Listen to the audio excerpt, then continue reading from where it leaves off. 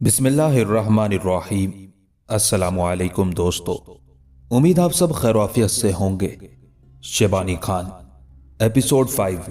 ये मुकाबला जीतने पर कासिकों की मां मर गई थी। सब सर झुकाए खड़े थे, चुप और खामोश थे। दूसरी तरफ योरत के दरवाजे पर थोड़ी देर पहले खूबसूरत और हसीन अलजाए खातून जो खुश खुश खड़ी थी। बर खान के हाथों ओनक खान की इस जिल्लत आमेज शिकस्त के बाद वो अपना सर पकड़कर योरत के दरवाजे पर बैठ गई थी और बड़ी तकलीफ दे अंदाज में अपने भाई और बर खान की तरफ देखने लगी थी। मुंसिफों से फैसला लेने के बाद बर खान ओनक खान को गिरेबान से पकड़ता हुआ उसकी तरफ ले गया, जहां शेबानी खान के भतीजे उबैदुल्लाह के कहने पर लोहे का एक खोंटा ठोंका गया था और उसके साथ एक जंजीर बांधी गई थी और जंजीर के सिरे पर लोहे का एक तोक था। बर खान ओनक खान को खींचता हुआ वहां ले गया। जंजीर से बंधा हुआ वो लोहे का तोक बर खान ने ओनक खान की गर्दन में डाल दिया था। ओनक खान की गर्दन उस मौके पर झुकी हुई थी और एक लफ्ज तक कहने की जुर्रत और जसारत न की थी। जिस वक्त बर खान ने लोहे का वो तोक उसके गले में डाला था, वो चुपचाप अपनी जगह पर खड़ा रहा। उस मौके पर मेज़ान के पीछे ओनक खान का बाप, उसकी माँ और दूसरी बहन सर झुकाए खामोश और उदास खड़े थे। चूंकि मुसलमानों के पांचों कबीलों के सरदार अपने अपने लश्करियों के कुछ हिस्सों के साथ वहां मौजूद थे, लिहाजा उस मौके पर कासिकों, कालिमकों या जंगारियों और मांचू कबाइल में से किसी को जुर्रत और जसारत न हुई कि आगे बढ़कर ओनक खान को इस जिल्लत और रुसवाई से निजात दिलाएं। ओनक खान के गले में लोहे का वो तोक डालने के बाद बर खान बड़ी तेजी से उस योरत की तरफ आया, जिसके दरवाजे पर खूबसूरत अलजाए खातून बैठी हुई थी। अलजाए खातून ने जब बर खान को अपनी तरफ आते हुए देखा तो वो खौफ और वहशत से कांप उठी थी। पहले बैठी हुई थी, उठ खड़ी हुई। करीब आकर बर खान उसकी तरफ नहीं गया, बल्कि योरत के सामने जो एक बाशकीरी मुहाफिज खड़ा था उसके पास आया और उसे मुखातिब करके कहने लगा, मेरे अजीज, जिस वक्त मुकाबला शुरू होने से पहले मैं जमीन पर सजदा रेज होकर दुआ मांगने वाला था, उस वक्त अलजाए खातून ने तुमसे कोई गुफ्तगू की थी, जरा उसकी तफसील तो कह। बर खान के अल्फाज अलजाए खातून ने भी सुन लिए थे। वो और ज्यादा परेशान हो गई थी, यहां तक कि वो मुहाफिज बोल उठा और कहने लगा, जिस वक्त आप जमीन पर सजदा रेज होकर दुआ मांगने लगे थे, उस वक्त अलजाए खातून ने कहा था कि क्या तुम्हारा सरदार मुकाबला शुरू होने से पहले सजदा रेज होकर अपने गुनाहों की माफी मांगने लगा है। इसने यह भी कहा था कि आज का दिन बर खान की रुसवाई और जिल्लत का दिन है और इसकी रिहाई और आजादी का दिन है। उस बाशकीरी मुहाफिज से हटकर बर खान अलजाए खातून की तरफ गया। योरत के करीब जाकर वो रुक गया। अलजाए खातून बड़ी बेबसी और लाचारगी में कप कपाती हुई उसकी तरफ देख रही थी, यहां तक कि बर खान ने उसे मुखातिब किया, अलजाए खातून, योरत से नीचे उतरो। अलजाए खातून मुंह से कुछ ना बोली, सहमी सहमी डरी डरी सी फौरन योरत से नीचे उतर गई। फिर बर खान दोबारा उससे कहने लगा, मेरे पीछे पीछे आओ। अलजाए खातून चुपचाप उसके पीछे होली थी। बर खान उस जगह आया जहां खोंटे के साथ बंदी जंजीर का तोक बर खान ने ओनक खान के गले में डाला था और ओनक खान वहां चुपचाप खड़ा था। बर खान ने आगे बढ़कर खोंटे से जंजीर खोली, मुड़कर देखा, अलजाए खातून जरा फासले पर खड़ी थी। मुस्कुराते हुए बर खान ने उसे मुखातिब किया, अलजाए खातून, आगे आओ, मैं तुम्हें कुछ नहीं कहूंगा। हम मुसलमान हैं, औरत की इज्जत और अजमत का ख्याल रखने वाले हैं। हम औरतों का भी एहतराम करते हैं, तुम्हारे भाई की तरह औरतों को रुसवा नहीं करते।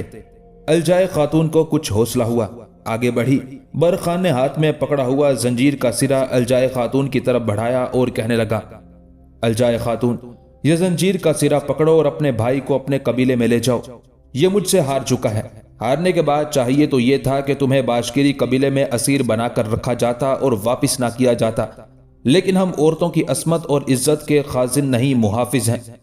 इसे अपने हाथ ले जाओ और आने वाले दौर में तुम्हारा ये ओनक खान नाम का भाई किसी दूसरे कबीले की औरतों को उठाकर अपने कबीले में लाना चाहे तो उसे ये जंजीर से बंधा हुआ, इसकी शिकस्त और नाकामी की गुमाजी करता हुआ तोक जरूर दिखाना, ताकि इसे इन लड़कियों को उठाए जाने के बाद अपना अंजाम दिखाई दे। उसके बाद बर खान ने ओनक खान की तरफ देखा और कहने लगा, सुन ओनक खान, अब तक जो कुछ हुआ उस पर हमने मट्टी डाल दी। आने वाले दौर में अगर तुमने कभी मेरी कौम की किसी बच्ची, मेरी मिल्लत की किसी लड़की को उठाकर अपने कबीले में ले जाने की कोशिश की तो ओनक खान, याद रखना, जिस तरह आज मैंने तुम्हारी दोनों तलवारों के टुकड़े कर दिए हैं, میں تمہارے جسم کے بھی ٹکڑے کر دوں گا۔ اونک خان کی گردن جھکی رہی، کچھ نہ بولا۔ برق خان نے پھر الجائے خاتون کو مخاطب کیا۔ الجائے خاتون، تم چند روز ہمارے قبیلے میں رہی ہو۔ اس قیام کے دوران اگر تمہاری کوئی ضرورت پوری نہ ہوئی ہو، جن لوگوں کو تمہاری خدمت پر مامور کیا گیا تھا ان سے اگر کوئی کوتاہی ہوئی ہو، یا تمہاری شان میں کسی نے نازیبا لفظ استعمال کیا ہو، تو الجائے خاتون، میں اپنے قبیلے والوں کی طرف سے معذرت خواہ ہوں۔ اب زنجیر کا سرا پکڑ کر تم اپنے بھائی کو اپنے ماں باپ اور قبیلے کی طرف لے جاؤ۔ تم اور تمہارا بھائی دونوں آزاد ہو۔ اس موقع پر الجائے خاتون نے منہ سے تو کچھ نہ کہا، تاہم اس نے ایک ممنونیت بھری نگاہ برق خان پر ڈالی۔ اس کے بعد زنجیر کا سرا پکڑ کر وہ اپنے بھائی اونک خان کو اپنے قبیلے کی طرف لے گئی تھی۔ جس جگہ اونک خان کا باپ دیوداد، اس کی ماں ساتی بک، چھوٹی بہن اغتائے بیٹھی ہوئی تھی، وہاں جا کر الجائے نے اونک خان کی گردن سے لوہے کا وہ توق اتار دیا تھا جو برق خان نے اسے پہنایا تھا۔ اونک خان کی گردن ابھی تک شرمندگی میں جھکی ہوئی تھی۔ اس موقع پر کالمکوں کا سردار قیون، جنگاری قبیلے کا اوسو خان اور مانچو قبیلے کا سردار دورچی اور بہت سے کاسک عمرہ اور سالار بھی اس کے پاس جمع ہو گئے تھے۔ یہاں تک کہ جنگاری قبیلے کا سردار اوسو خان اونک خان کو مخاطب کر کے کہنے لگا، اونک خان، سمجھ نہیں آئی یہ معاملہ کیا ہو گیا ہے۔ میں امید بھی نہیں کر سکتا تھا اور نہ ہی ایسی توقع رکھتا تھا کہ یہ باشکیری قبیلے کا سردار ایسا خونخوار اور جواں مرد نکلے گا۔ اونک خان، میرے دل میں اس وقت ہی کھٹکا پیدا ہو گیا تھا جب اس نے میزان میں رکھی تمہاری 2 تلواروں میں سے کوئی تلوار لینے سے انکار کر دیا تھا، اور میزان میں جب اس نے اپنی تلوار رکھی تو اس کی تلوار تمہاری تلوار سے بھاری نکلی۔ اس وقت میرے دل میں بڑے وسوسات اٹھے تھے، لیکن میں نے ان وسوسات کو جھٹک دیا تھا۔ اونک خان، حقیقت یہ ہے کہ اس نے تیغ زنی، ہمت اور جواں مردی میں اپنے آپ کو اعلیٰ اور کامیاب ثابت کر دیا ہے، پر اس طرح حالات کو جوں کا تو نہیں رہنے دیں گے۔ میرے قبیلے کی تو پہلے ہی باشکیریوں کے ساتھ دشمنی قائم ہو چکی ہے۔ میرے قبیلے ہی کی وجہ سے اس نے اس وقت تک نیا لباس پہننے سے انکار کر رکھا ہے جب تک وہ میرے قبیلے سے انتقام نہیں لیتا۔ تو نے اس کی حالت کا جائزہ لیا۔ اس نے پیوند لگے کپڑے پہنے ہوئے تھے اور جو پاؤں میں جوتا تھا اس کو بھی چمڑے کے پیوند لگے ہوئے تھے۔ یہ اس نے قسم کھا رکھی ہے کہ جب تک جنگاریوں سے انتقام نہیں لے گا اس وقت تک نیا کپڑا نہیں پہنے گا، اس لیے کہ میرے قبیلے نے ایک بار اس کے قبیلے پر حملہ آور ہو کر اس کے قبیلے کے کئی لوگوں کو قتل کرنے کے ساتھ ساتھ اس برق خان کے بہت سے اہل خانہ کا بھی کام تمام کر دیا تھا۔ اب ہم خود بھی برق خان کی طرف سے بڑے محتاط رہتے ہیں۔ یہاں تک کہنے کے بعد جنگاری قبیلے کا سردار اوسو خان جب خاموش ہوا تب خدشات بھرے انداز میں کالمک قبیلے کا سردار قیون بول اٹھا، اوسو خان، جو بات تم نے کہی ہے یا جن خیالات کا تم نے اظہار کیا ہے، اس کے علاوہ بھی ایک اور بڑا سنجیدہ معاملہ ہے۔ تم نے دیکھا سارے مسلم قبیلے آپس میں اتحاد کر چکے ہیں۔ اس سے پہلے سائبیریا سے ترکستان کے وسیع علاقوں تک جب سب قبیلے اچھی چراگاہوں کی تلاش میں سرگرداں رہتے تھے تو میرا، تمہارا اور کاسکوں کے علاوہ مانچو قبیلہ ہمیشہ ان پر حاوی رہتا تھا۔ وہ ہمارے سامنے جھکے رہتے تھے اور ہم جن اچھی چراگاہوں پر قبضہ کرنا چاہتے تھے کر لیا کرتے تھے، اور یہ مسلم قبائل ہمارے سامنے کبھی بولے نہیں تھے۔ ایسا ان کی کمزوری کی وجہ سے ہوتا تھا، لیکن اب میں دیکھتا ہوں کہ حالات کے اندر ایک بھیانک اور خونی تبدیلی رونما ہو رہی ہے، بلکہ ہو چکی ہے۔ یہ قازق، باشکیری، بلغار، تاتاری، قرغیز اور سب سے بڑھ کر ازبک آپس میں اتحاد کر چکے ہیں۔ اس مقابلے کے دوران تم لوگوں نے اندازہ نہیں لگایا کہ ان سب قبیلوں کے لشکر مقابلے کے میدان کے اطراف میں آن پہنچے تھے، اور ان سب کی رہنمائی کرنے والا اب شیبانی خان ہے۔ شیبانی کے متعلق میں نے یہ بھی سنا ہے کہ ماضی میں جن علاقوں سے اسے تیمور لنگ نے محروم کیا تھا، وہ علاقے شیبانی خان واپس لینے کے لیے اپنی تیاریوں کو آخری شکل دے رہا ہے۔ دیکھو، برف باری ان دنوں زور و شور سے ہو رہی ہے، لہٰذا ماضی کی طرح ہمارے قبیلے سائبیریا کے میدانوں سے ہوتے ہوئے مشرق میں ترکستان کا رخ کریں گے۔ اس نقل و حرکت کے دوران ہمارا مسلم قبائل سے ٹکراؤ بھی ہو سکتا ہے۔ ان الفاظ کو میں یوں کہہ سکتا ہوں کہ مسلمان قبائل ہم سے ٹکرانے کی ابتدا کر سکتے ہیں۔ متحد ہو جانے کی وجہ سے ان کی طاقت اور قوت میں اضافہ ہو چکا ہے۔ میں نے جس وقت تاتاری قبیلے کا سردار ساسی بوقا اور بلغار قبیلے کا سردار کپک خان منصفی کر رہے تھے، ان کی آنکھوں میں بہت کچھ دیکھا تھا۔ ان کی آنکھوں میں ہمارے لیے نفرت اور انتقام کی چنگاریاں جوش مارتی میں نے دیکھی تھی، لہٰذا ان کی طرف سے ہمیں محتاط رہنا ہوگا۔ یہاں تک کہنے کے بعد کالمک قبیلے کا سردار قیون جب خاموش ہوا تب اونک بولا، اس لیے کہ اونک خان اب تک اپنے آپ کو سنبھال چکا تھا۔ بڑی قہرمانیت کا اظہار کرتے ہوئے کہنے لگا، ان مسلم قبائل کی ایسی تیسی मैं माजी से भी बढ़कर अब इन पर ज़रबे लगाने की इब्तदा करूंगा, और ये जो बर्क खान ने मुझे तैग ज़नी, ताकत और कुव्वत के मुकाबले में ज़ेर किया है, तो इसका इंतकाम तो मैं इससे लूंगा। मैं समझता हूँ इसकी ज़िंदगी के दिन गिने जा चुके हैं और इसका मैं हर सूरत में खात्मा करके रहूंगा। बाशकीरी कबीले की भी ईंट से ईंट बजाऊंगा और देखूंगा कि ये हमारे पहलू बा पहलू साइबेरिया से तुर्किस्तान और तुर्किस्तान से साइबेरिया के इलाकों में कैसे चरागाहों की तलाश में निकलते हैं। यहाँ तक कहने के बाद ओना खान जब खामोश हुआ तब उसका बाप देवदाद किसी कदर नफरत भरी निगाहों से उसकी तरफ देखते हुए कहने लगा, ओना खान, मैंने पहले भी तुम्हें समझाया था कि मुस्लिम कबाइल की लड़कियों को उठाकर अपने कबीले में ना लाया कर, और फिर तू अपने आप को ऐसा नाकाबिले तस्खीर ख्याल करने लगा था कि तूने एक मेज़ान बना ली थी, उसमें 2 तलवारें रखता था और जिस कबीले की लड़कियां उठाता था उन्हें दावत देता था कि तुम्हारे साथ आकर तैगज़नी का मुकाबला करें। तुम्हारे नाम की एक दहशत साइबेरिया और तुर्किस्तान के इलाकों में फैली हुई थी, लिहाजा तुम्हारे साथ कोई मुकाबला नहीं करता था। ये देखकर बाशकीरी कबीला, जिसे हम सब कमजोर समझते थे, वही कबीला आहनी दीवार बनकर हमारे सामने आ गया है। उसके सरदार बर्क खान ने देखा कितनी आसानी से तुम्हें तैगज़नी, ताकत और कुव्वत के मुकाबले में ज़ेर करके रख दिया। अब तुम फिर पहले जैसी गुफ्तगू कर रहे हो। देखो, तुम मुस्लिम कबाइल की लड़कियों को उठाते रहे, वो तुम्हारी बहन को उठाकर ले गए। क्या इससे भी बढ़कर कोई बेइज्जती की बात हो सकती है? मैं अभी तक अपनी बेटी अलजाए को नहीं मिला, ना उसको लिपटाकर प्यार किया है, ना ही उसकी माँ और बहन ने किया है, इसलिए कि सबके सामने उससे मैं चंद सवाल करूंगा, उसके बाद अपने रवैये का इजहार करूंगा। यहां तक कहने के बाद ओना खान का बाप देवदाद रुका। उसके बाद अलजाए खातून को मुखातिब करके कहने लगा, अलजाए खातून, तू मेरी बेटी है, तेरे साथ ये रिश्ता खत्म नहीं हो सकता। जो कुछ मैं पूछूं झूठ मत बोलना। बता, क्या तेरी इज्जत और आबरू वहां महफूज रही है या तू रुसवाई और जिल्लत का लावा बनकर वापस आई है? उस मौके पर अपने बाप के उस सवाल पर अलजाई के चेहरे पर तल्ख सी मुस्कुराहट नमूदार हुई। कहने लगी, बाबा, कम अज कम आपको तो मुझसे ये सवाल नहीं करना चाहिए था। आप मुझे जहां चाहे ले जाएं, जिस तरह की चाहे मुझसे कसम ले लें। मैं आपसे कहती हूं कि मुसलमानों के दरमियान क़याम के दौरान किसी ने मुझे मैली आंख से देखना तो बहुत दूर की बात, ऐसी गुफ्तगू भी किसी ने मुझसे नहीं की। मेरे जिस्म को हाथ लगाना तो बहुत ही दूर की बात, किसी ने मेरे साथ तो ऐसे अल्फाज तक में गुफ्तगू नहीं की जो अल्फाज किसी लड़की के लिए शर्म का बाइस बन जाएं। बाबा, मैं वही अलजाए खातून हूं जो तुम्हारे पास से गई थी और वैसी की वैसी तुम्हारे पास आई हूं। मैं मानती हूं मेरा भाई बाशकीरी कबीले के सरदार बर्क खान से शिकस्त खा चुका है, लेकिन बाशकीरियों ने यह इंतकामी कार्रवाई की है। आखिर कब तक आप दूसरे कबाइल की लड़कियों को उठाकर लाते रहेंगे? उसके जवाब में एक रोज ऐसा होना था और वो होकर रहा। मेरा भाई ओना खान ये समझता था कि साइबेरिया से लेकर तुर्किस्तान के इलाकों में तैगज़नी में इसका कोई मुकाबला नहीं कर सकता। बर्क खान ने इसे तैगज़नी, ताकत और कुव्वत में नीचा दिखाकर ये भरम तोड़ दिया है। अब तो मैं ये भी कहती हूँ कि बाशकीरी कबीले से कई और लोग उठेंगे जो मेरे भाई ओना खान को मुकाबले की दावत देंगे, इसलिए कि बर्क खान की जीत और कामयाबी ने उनके हौसले बुलंद कर दिए हैं। बाबा, मैंने जितने दिन बाशकीरी कबीले में गुजारे, ऐसी खिदमत मेरी अपने कबीले में नहीं हुई थी। जिस तरह की इज्जत, जिस तरह की तवाज़ो बाशकीरियों ने मेरी की।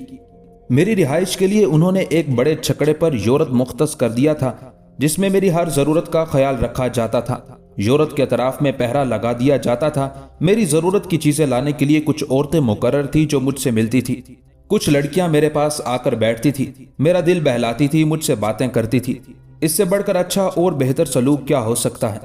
ये मत ख्याल कीजिएगा कि मैं बाशकीरियों की तरफदारी कर रही हूँ, ताहम मैं अब भी इस ख्याल की हामी हूँ कि मेरे भाई ओनक खान को बर्क खान से अपनी शिकस्त और इंतकाम का बदला जरूर लेना चाहिए। साथ ही मैं ये भी कहूंगी कि आइंदा कासिकों को किसी कबीले की लड़की को उठाकर अपने यहाँ नहीं लाना चाहिए। अगर ऐसा करेंगे तो फिर कासिकों की लड़कियां भी अगवा होकर दूसरे कबीलों की तरफ जाएंगी। मैं तो इस बर्क खान की शराफत की वजह से अपनी आबरू और अपना नामूस बचाकर लाई हूँ, लेकिन दूसरी लड़कियों के साथ हो सकता है ऐसा मामला ना होने पाए। इसलिए कि हम जब किसी की आबरू उतारेंगे तो जिसकी आबरू उतरेगी वो एक बार अपनी आबरू उतरवाने के बदले में 10 बार हमारी आबरू उतारने की कोशिश करेगा। यहाँ तक कहने के बाद अलजाए खातून जब खामोश हुई तब बेपनाह खुशी का इजहार करते हुए उसका बाप देवदाद, माँ सातिबक और छोटी बहन अगदाए उसे गले लगाकर मिले। उसके बाद देवदाद कुछ कहना चाहता था कि जंगारी कबीले का सरदार ओसो खान ओनक खान को मुखातिब करके कहने लगा, ओनक खान, मुझे तुम्हारी एक सुस्ती और गफलत की समझ नहीं आई। चलो, बर्क खान तुमसे तैगज़नी का मुकाबला जीत चुका था, तुम्हारी तलवार उसने काट दी थी। اس کے بعد اس نے تمہاری دوسری تلوار کو بھی میز پر رکھ کر 2 ٹکڑے کر دیے تھے، لیکن جب وہ تمہیں گریبان سے پکڑ کر ایک طرف سے لے جانے لگا تو تم نے اسے گھونسا مارا۔ وہ گھونسا بچا کر نیچے ہو بیٹھا اور گھٹنوں کے بل زمین پر بیٹھ گیا تھا۔ اس موقع پر تمہیں چاہیے تھا کہ اس کی گردن اس کے شانوں پر مکوں کی بارش کر دیتے۔ اگر تم ایسا کرتے تو وہ اٹھنے کے قابل نہ رہتا، لیکن میں سمجھتا ہوں کہ تیغ زنی میں شکست کھانے کے بعد تمہارے تو حواس ہی جاتے رہے تھے، تم نے کچھ کیا ہی نہیں۔ جواب میں اونق خان اپنا دفاع کرتے ہوئے کہنے لگا، اوسو خان، معاملہ ایسا نہیں تھا۔ تیغ زنی میں ہارنے کے بعد میرا ارادہ تھا کہ اس سے طاقت اور قوت کا مظاہرہ کروں گا اور اسے زمین پر پٹک کر رگید کر رکھ دوں گا۔ اسی بنا پر اپنے کام کی ابتدا کرنے کے لیے میں نے اسے مکہ مارا، لیکن وہ بڑا تیز اور عیار نکلا۔ ایک دم گھٹنے کے بل زمین پر بیٹھ گیا اور پھر رکا اور تھما نہیں قبل اس کے کہ میں اپنے کسی رد عمل کا اظہار کرتا۔ اس نے ایسی طاقت اور قوت سے اپنی کوہنی میری پسلیوں پر ماری کہ میں درد و کرب سے بلبلا اٹھا۔ ابھی میں سنبھلنے ہی نہیں پایا تھا کہ اس نے دوسرا گھونسا میری بغل کے نیچے، تیسرا گردن پر، چوتھا پٹھوں، اور اس کے بعد اس نے گویا مجھ پر مکوں کی بارش کر دی تھی، جس کی وجہ سے میں اٹھ ہی نہیں پایا۔ یہاں تک کہنے کے بعد اونق خان جب خاموش ہوا تب اس بار مانچو قبیلے کا سردار دورچی بول اٹھا، کہنے لگا، میرے عزیز ساتھیوں، جو کچھ ہونا تھا ہو چکا۔ سب سے اچھی بات کہ الجائے خاتون باشکیریوں کے ہاتھ سے بے آبرو ہو کر نہیں آئی۔ میں ان مسلمانوں کو ایک عرصے سے جانتا ہوں، یہ عورت کی بڑی عزت، ان کا بڑا احترام کرتے ہیں اور عورت کی آبرو اور اس کے ناموس کو اپنی جان سے بھی زیادہ عزیز خیال کرتے ہیں۔ اس بنا پر مجھے پہلے ہی امید تھی کہ الجائے خاتون خیر خیریت سے واپس آئے گی۔ تاہم اونق خان تم سے مقابلہ جیتنے کے بعد برق خان چاہتا تو الجائے خاتون کو اپنے پاس رکھ سکتا تھا، واپس بھیجنے کا وہ پابند نہیں تھا، اس لیے کہ ایسا ہی تم ماضی میں کرتے رہے ہو۔ یوں جانو یہ برق خان کی خدا خوفی ہے کہ اس نے الجائے خاتون کو واپس کر دیا ہے۔ میں اس کی تعریف نہیں کر رہا، لیکن جس میں کوئی اچھی صفت ہو اس کا اظہار ضرور کرنا چاہیے۔ اب چونکہ مسلمان قبیلے آپس میں اتحاد اور اتفاق کر چکے ہیں تو یاد رکھنا ہمارے لیے خطرات بڑھ جائیں گے۔ ہمیں ابھی سے اپنی تیاریاں شروع کر دینی چاہیے، سب کو متحد ہو کر ایک بار ان مسلمانوں سے ٹکرانا چاہیے اور ہر صورت میں انہیں اپنے سامنے زیر کرنا چاہیے۔ اگر ہم ایسا کرتے ہیں تو پھر سائبیریا اور ترکستان میں ہم اپنے اپنے قبیلے کے ساتھ محفوظ چکر لگا سکتے ہیں اور چراگاہیں تلاش کر سکتے ہیں، اور اگر ہم نے ایسا نہ کیا تو یہ مسلمان دن بدن طاقت اور قوت پکڑتے جائیں گے اور ہمارے لیے خطرات بڑھتے جائیں گے۔ اس لیے کہ اگر ازبک قبیلے کا سردار شیبانی خان نے ماضی کے ان علاقوں پر دوبارہ قبضہ کر لیا جو کبھی ازبکوں کے ہوا کرتے تھے، تو ان علاقوں میں وہ اپنی حکومت قائم کر کے ایسی طاقت پکڑے گا کہ نہ صرف خود بلکہ تاتاریوں، بلغاریوں، باشکیریوں، قازقوں اور کرگیزوں کے ذریعے بھی ہمیں نیچا دکھاتا رہے گا۔ لہٰذا سائبیریا اور ترکستان میں اپنے آپ کو محفوظ کرنے کے لیے ہمیں ان مسلم قبائل کے ساتھ ایک خون ریز جنگ کرنا ہوگی اور انہیں اپنے سامنے نیچا دکھانا ہوگا، ورنہ وہ ہمیں ایسا نیچا دکھائیں گے کہ ہم اٹھنے کے قابل نہیں رہیں گے۔ جنگاری قبیلے کا سردار اوسو خان، کالموں کے سردار قیون، کاسکوں کے سردار اونق خان، اس کے باپ دیوداد، الجائے خاتون، اغتائے، ساتی بک اور دیگر سب عمرہ نے اس سے اتفاق کیا تھا۔ اس کے بعد سب قبیلے واپس اپنی اپنی اماجگاہ کی طرف روانہ ہو گئے تھے۔ یہ سب مسلم اور غیر مسلم قبیلے اچھی اور بارآور چراگاہوں کی تلاش میں شمال کے برفستانوں، سائبیریا کے میدانوں اور ترکستان میں مغرب سے مشرق اور مشرق سے مغرب کی طرف متحد ہو کر رہتے تھے۔ اب بھی جب برف باری کا موسم شروع ہوا تو یہ سارے قبائل حرکت میں آئے اور انہوں نے مشرق کی طرف پیش قدمی شروع کی تھی۔ دریائے وولگا اور دریائے یورال کے پاس سے یہ حرکت کرتے تھے، کوہستان یورال کے جنوبی حصوں سے گزرتے ہوئے آگے بڑھتے تھے اور سائبیریا کے میدان کبیر میں جا کر داخل ہوتے تھے۔ جھیل خزر سے ذرا دور رہتے ہوئے یہ اپنا رخ بدلتے جنوب کی طرف آتے اور صحرائے غوبی کے مغربی کناروں کے ساتھ ساتھ یہ کوہستان التائی کی طرف جاتے اور پھر تھان شیان کے دروں کے پاس سے گزرتے ہوئے دوبارہ جنوب کی طرف رہتے ہوئے واپسی کا سفر شروع کر دیتے تھے۔ اس بار بھی انہوں نے مغرب سے اپنے کام کی ابتدا کی، کیونکہ برف باری عروج پر آ گئی تھی، لہٰذا برف باری کے موسم میں اپنے کام کی ابتدا جنوب میں رہتے ہوئے کرتے تھے۔ کوہستان یورال سے ذرا نیچے آ کر بحر خزر کے شمال کے پاس سے گزرتے ہوئے آگے بڑھتے تھے۔ سرما کا پورا موسم تھان شیان سے ہوتے ہوئے کوہستان التائی کے پاس گزارنے کے بعد جب گرمی کا موسم شروع ہوتا تو پھر تھوڑا سا شمال کی طرف جاتے اور پھر کچھ اوپر جانے کے بعد دوبارہ مغرب کا رخ کر لیا کرتے تھے۔ مسلمان قبائل کی حالت پہلے یہ تھی کہ ہر قبیلہ علیحدہ علیحدہ نا اتفاقی کا شکار رہتے ہوئے ان علاقوں میں متحرک رہتا تھا، جس کی بنا پر اکثر کاسک، کالمک، جنگاری اور مانچو قبائل ان پر چڑھ دوڑتے تھے۔ और उनके नुकसान का बाइस बनते थे। लेकिन अब हालत बदल गई थी। मुसलमान कबाइल ने आपस में इत्तेफाक कर लिया था। चुनाचे मगरिब की तरफ मुत्तहिद होकर जाते हुए जिस वक्त ये मुस्लिम कबाइल थान शियान के दिर्रों के पास जाकर पड़ाव कर गए, तब उन्हें एक नई सूरत हाल का सामना करना पड़ा। हुआ यूं कि सारे मुस्लिम कबाइल ने एक तरह से बर्ख खान को अपना सरदार और सरबराह तस्लीम कर लिया था, और बर्ख खान ने मांचू, कालमक, कासिक और जंगारियों पर निगाह रखने के लिए अपने मुखबिर फैला दिए थे। इस काम में उज़्बकों और उज़्बकों के सालार शेबानी खान की भी उन्हें पूरी हिमायत और मदद हासिल थी। जिस वक्त ये मुस्लिम कबाइल कोहिस्तान थान शियान के दिर्रों में नशीबी वादियों के अंदर कयाम किए हुए थे, और वहां दूर तक घास का जंगल था। गो सरमा की वजह से घास भूरी हो चुकी थी, लेकिन जानवर बड़ी रगबत से खाते थे।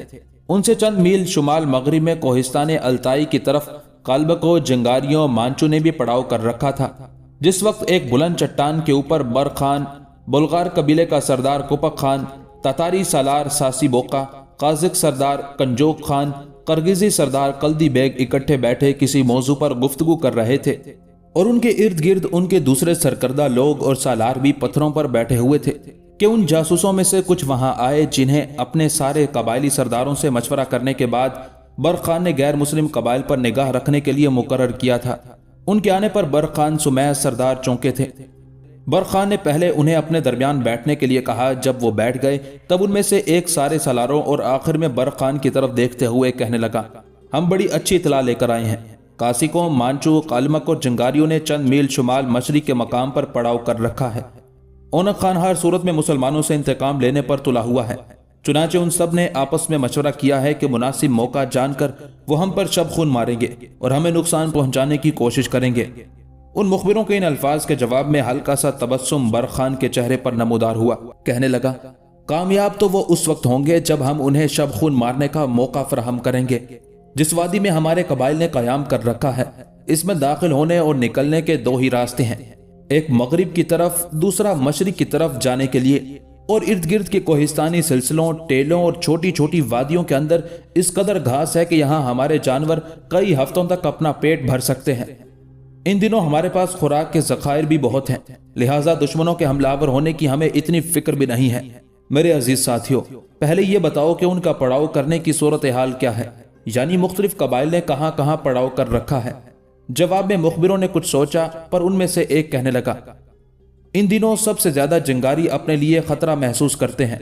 उनका ख्याल है कि उनसे इंतकाम लेने के लिए बर्ख खान किसी न किसी रोज उन पर जरूर हमलावर होगा।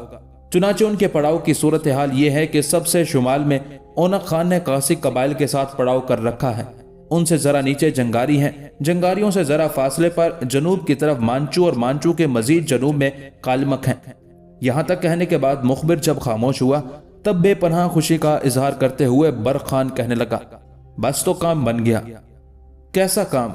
खुशी का इजहार करते हुए बुल्गार कबीले के सरदार कपक खान ने पूछ लिया था। कपक खान जो बर्ख खान के करीब ही बैठा हुआ था, बर्ख खान ने उसका शाना थपथपाया और कहने लगा, देख मेरे भाई, जंगारी ना सही, गो जंगारियों ने अपने आप को कासिक और मांचू कबाइल के दरमियान रखकर अपने आप को महफूज रखा है, लेकिन उनके रिश्तेदार कबीला कालमक तो हमसे नहीं बच पाएगा, जिसने जनूब में कयाम कर रखा है। मेरे अजीज साथियों, दुश्मन पर आज ही शब खून मारने का सिलसिला शुरू किया जाएगा। पहला हदफ कालमक होंगे। मैं उन्हें ऐसी सजा देना चाहता हूं कि वो आने वाले दौर में हम पर शब खून मारने से मुतालिक सोच भी ना सकें। मैं जानता हूं एक ना एक रोज वो हमसे खौफनाक जंग की इब्तिदा करेंगे और हम उसके लिए भी तैयार हैं, लेकिन जब तक वो खम ठोंक कर सामने नहीं आते, हम उनके नुकसान का बाइस जरूर बनते रहेंगे। यहां तक कहने के बाद बर्ख खान रुका, बारी बारी सारे सरदारों की तरफ देखा, फिर कहने लगा, अजीज साथियों, पहले ये कहो मेरे साथ इस शब खून में कौन कौन हिस्सा लेगा। बर्ख खान ने ये अल्फाज अदा किए ही थे कि सबसे पहले तातारी कबीले का सरदार सासी बोका बोल उठा, बर्ख खान मेरे अजीज भाई, सबसे पहले तो मेरा नाम शामिल करना।